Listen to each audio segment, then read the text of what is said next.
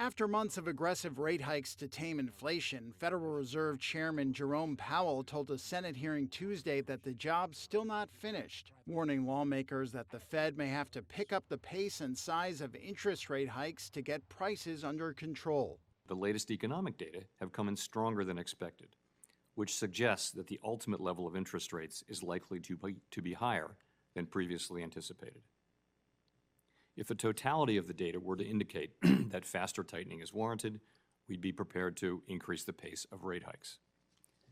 Restoring price stability will likely require that we maintain a restrictive stance of monetary policy for some time. The comments were Powell's first since inflation unexpectedly jumped in January and marked a stark acknowledgement that the disinflationary process he spoke of repeatedly in a February 1st news conference was not unfolding smoothly.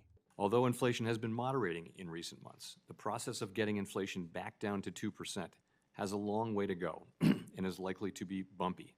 The central bank's Monetary Policy Committee meets March 21st and 22nd, and investors boosted bets to more than 70% that the Fed would approve a half percentage point rate hike at that meeting.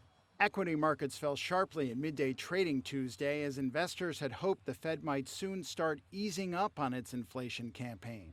The March 10th release of the Labor Department's jobs report for February and an inflation report next week will be key data in shaping that outcome. Powell also indicated labor market conditions would need to soften. Unemployment remains at a more than 50-year low. Several senators picked up on this comment, with Elizabeth Warren of Massachusetts pointing out that the Fed's latest projections indicate the unemployment rate would climb 1 percentage point at the predicted path of rate hikes, which means 2 million Americans would lose their jobs.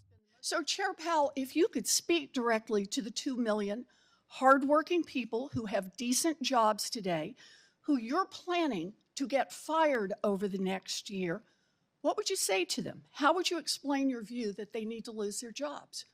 I would explain to people more broadly that inflation is extremely high and it's hurting the working people of this country badly, all of them.